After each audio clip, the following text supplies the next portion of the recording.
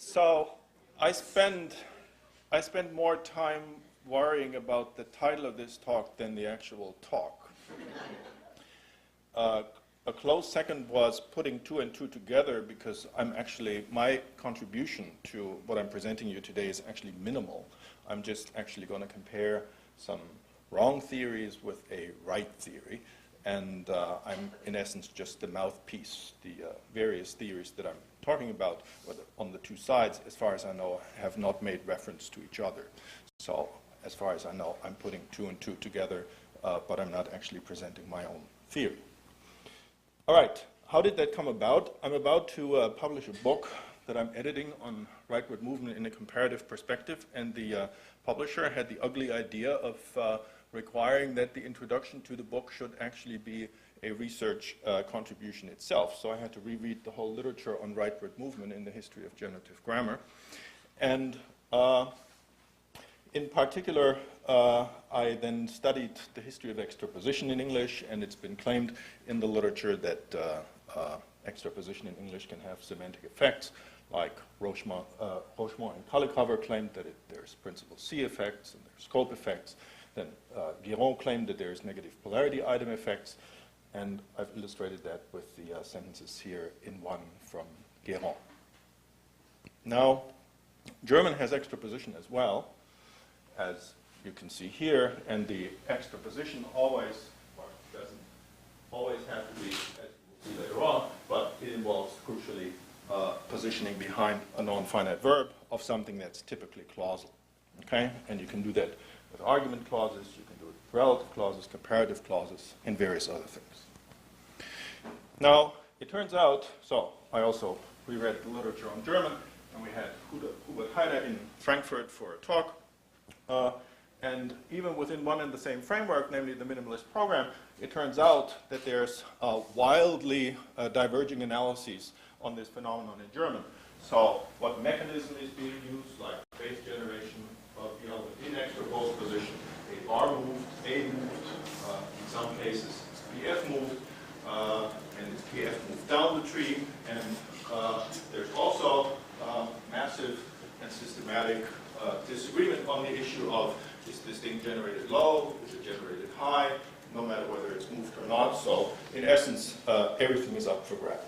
So, and furthermore, there's a lot of repair, as I like to call it, that each of these theorists is forced into. So Heider, for instance, base generates the extraposed elements to the right of the verb, deep within the VP, and has to postulate empty phonological heads for every element that can be base generated extraposed, and he has example sentences with up to 3 extraposed elements, so he would need 3 of these heads. Raising other issues, how do they get semantically interpreted? For instance, if the NP that they're extraposed from appears to the left of the verb, then Bühling and Hartmann say, oh, in German, unlike in English, you don't get any semantic effects, so they first move this element to the right, and then before LF, they move it back in C2, so that they can account for the fact that we don't seem to have semantic effects. So Bayer has to invoke trace deletion. Inaba invokes the F movement, downward movement that breaks up syntactic constituents, and so on. So a lot of repair is necessary in every one of these theories. All right? So questions that I will ask is, well, why has it been so difficult to agree on the mechanism that puts this element to the right of the verb in the tree? Why has there been so much disagreement on the height of attachment? And why do you systematically need repair mechanisms? And why does extraposition violate constraints on leftward movement?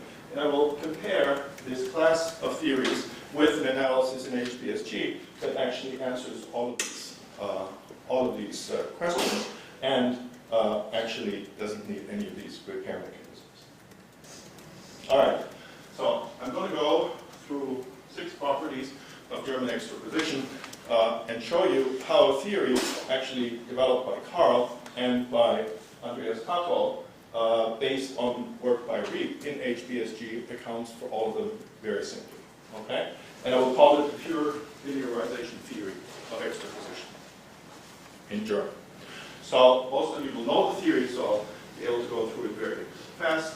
So you have, on the one hand, the grammatical relations-based projection of phrase structure, and what we originally proposed, and what Carl and Andreas then took over, is the idea that while you're building this tree, phrase structure tree, you're simultaneously building a linear representation, and the linear representation does not completely have to reflect the hierarchical relation of the phrase structure. Okay? So you can have linear disconstituencies. And it turns out that's all you need. So if you mark some of the elements as, so the beacon will always be the verb cluster, right? We've heard about the verb cluster already today. And what we're talking about is that certain elements appear to the right of the verb cluster, and other elements appear to the left of the verb cluster, and what Otto and in his dissertation and in his book, and also in this paper with Carl proposed, is that you have non-extraposed elements being linearized to the left of the verb cluster, extraposed elements being linearized to the right of the verb cluster, no matter where they come from in constituent structure. Okay, that's it. With one wrinkle, partial compaction, which I will come back to. So, property one that needs to be captured is that rightward movement, or extraposition, does not obey all item constraints. Well, why should it? It's not a fill-gap mechanism, it's some other mechanism, so it doesn't have to satisfy the same constraint. Okay? Secondly, extraposition can be optional or obligatory. Well, in my particular dialect, and I've given this talk in front of a room full of native speakers of German recently, and nobody took issue with the data. So if you have a verb like be true, it can combine just with one argument clause, and when it combines just with that clause, then the clause can be either on the left or it can be on the right. On the left, it's a little bit heavy because you get some kind of an internal S effect. But that same clause, that same verb, also can combine with an expletive and a complement clause, and then it seems to mark the complement clause as extraposed, and then, as you can see, this linearization then becomes illegitimate, and you have to extrapose. Okay. Easy to do. The third property that you need to be able to capture is that extraposition is not only possible within VP, but also within NP and PP. I will only show you that with the NP case. So here you have a noun. So the attempt to escape by the prisoners. So here you have kind of a clausal complement. Here you have kind of the by phrase, and probably the clausal element, I would think, is more complement-like than the by phrase, which is probably more modifier-like. But in linear order, you can very easily, within the NP, have the clausal expression on the right. How could you tell? Well, if you put this whole expression into a main clause in the first position, which is a relatively good constituent test, then you can tell that this complement clause is extraposable within the NP. Then you can extrapose out of the NP as a relative clause. So here you have the head noun, the target object. Here you have the verb cluster consisting of just one verb, and here you have a relative clause that is extraposed out of that. So what Carl and Andreas proposed is partial compaction, which in essence means that the NP may have three linear constituents, and when these three linear constituents then are represented at the level of VP, before you merge those two, so to speak, into one, merge them into one, you are able to mark one part of that NP, in particular the rightmost part that can extrapose within the NP itself. You can mark that as being able to go into the domain of the VP as an individual item, and the remainder then goes as one linear item, linear domain item into the VP. And if you then apply the linearization principle up here at the level of VP, you get the rest of the NP, the remnant, so to speak, to the left of the verb cluster, and you get relative clause to the right of the verb cluster. Okay. So here's the second half of where extraposition behaves differently from leftward movement or leftward positioning. So you can extract, as in English, a constituent out of a clause, so you can cross clause boundaries, but you cannot do that for rightward movement or extraposition, so the famous Webelhuth constraint. Well, note how easy it is to formulate that in this principle. All you need to say is that dependent clauses contribute a single domain element to their mother's domain. So here you have a main clause predicate, and it takes a subject sentence, and within that subject sentence you have an extraposable item. So you can, within the subject, extrapose, and the whole subject will still contribute one domain item to the level of the main clause. But if you try to extrapose out of the subject into the main clause, the subordinate clause, the embedded clause, will now be forced to contribute two domain items to the mother's domain, the main clause domain, and that's precisely what this principle rules out. Okay? Very easy to state. All right. More than one constituent can be extraposed, and the order may be flexible. Well, that's fairly simple, so there's been claims that is ungrammatical. Already in the GB literature, there were counterexamples. Easy to do. So if you have an NP, for instance, that contributes one extraposed element to the BP domain, and the verb itself has a complement clause that also wants to be linearized on the right. So you just have two elements that appear on the right, and they can appear in either order. And as Vilchko showed, that is possible not only for relative clauses and argument clauses, but also for various other combinations of clauses. Okay, now we come to variable binding. So Bühring and Hartmann invoked obligatory reconstruction in order to account for the fact, and that doesn't seem to be controversial, that extraposition doesn't seem to have semantic effects in German. So look at this sentence.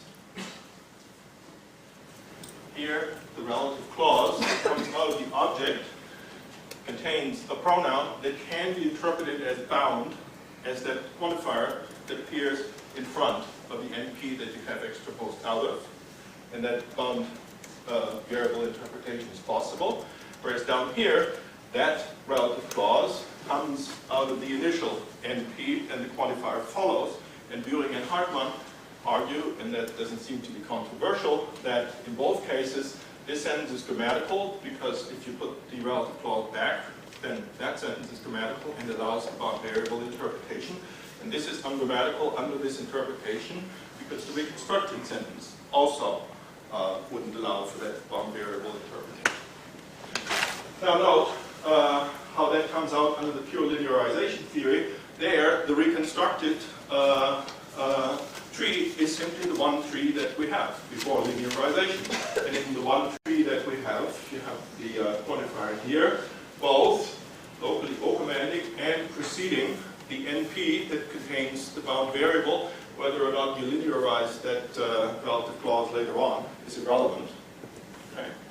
And in the sentence that doesn't permit the bound variable interpretation, in the constituent structure tree, you have the binder not locally co-commanding or co-commanding the NP that contains the variable that was pronoun, and also not preceding it. So we can assume simply that the one constituent structure that we have is responsible for the judgments, also for the extraposed case. The important contrast here is that, one more minute.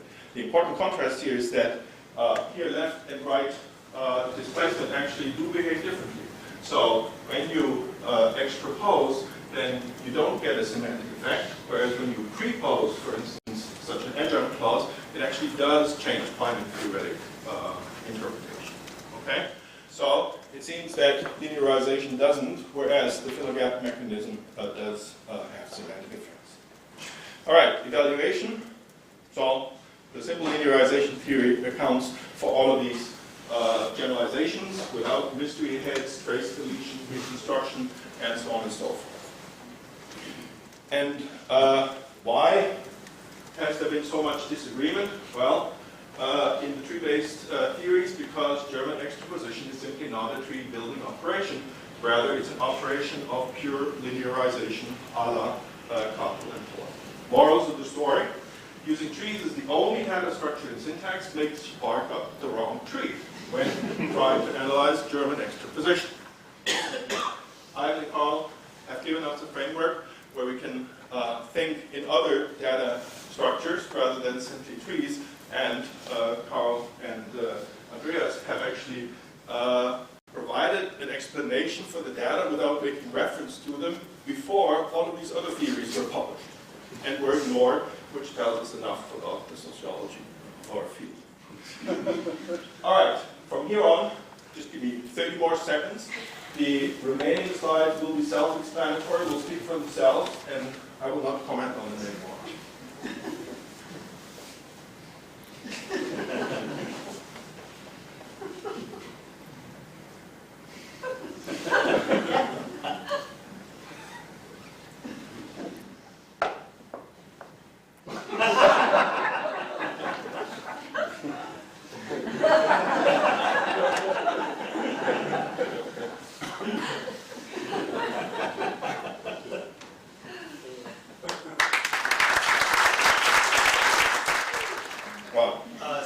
Formally, I love these analyses.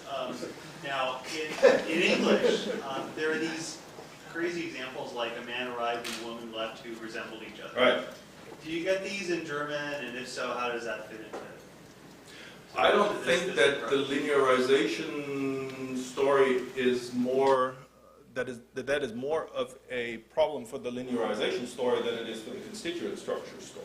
Well, I mean, there's sort of the base generation stories, you know, like in some sense that maybe have less of a problem. Yes. With those, right? So what I would do under these, I'm actually directing a dissertation right now on relative clause extraposition by Heike Walker, and she builds on work by Tibor Kiss, where you actually do base generate the relative clause in extraposed position. But what does it mean in this framework to be extraposed, where you're radically separating the constituent structure from the linear structure? It just means that it's generated, or it can at least be generated outside of the noun phrase, right? And then you can linearize that structure. So that means that I would still base generate, or would allow the relative clause to be base generated outside of these two sentences, like you would too, and then I would linearize it all the way on the right. That's not, the two theories are not incompatible, even though I have assumed, because I used the structures that Andreas and Carl had provided, where the relative clause comes out of the NP. Actually, I'm not committed to that. Okay, and if I allow the base generation outside of it, marked as extraposed, then I can linearize it on the right.